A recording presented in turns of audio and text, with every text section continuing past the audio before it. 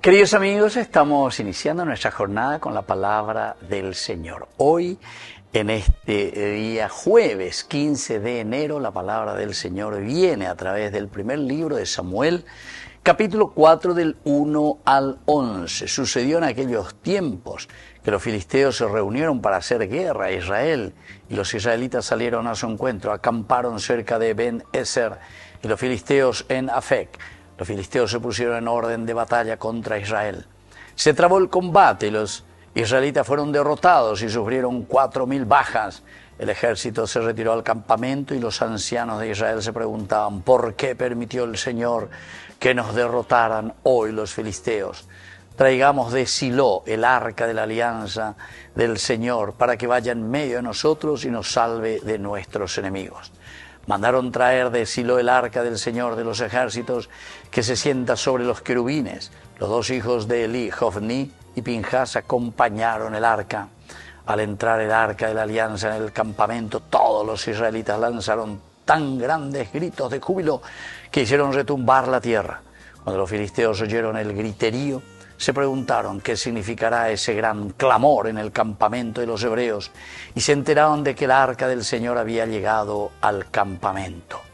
Entonces los filisteos se atemorizaron, decían: sus dioses han venido al campamento, pobres de nosotros, hasta ahora no nos había sucedido una desgracia tan grande. ¿Quién nos librará de la mano de esos dioses poderosos? Esos son los dioses que castigaron a Egipto con toda clase de plagas.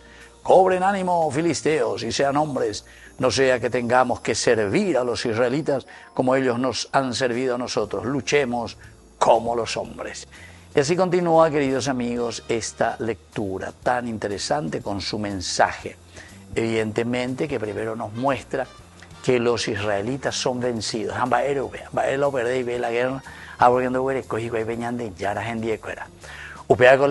Pero hay siempre un segundo elemento importante. Hoy mantiene lleva peña de comunidad, la ñande dirigimía, la ñande monbagmía.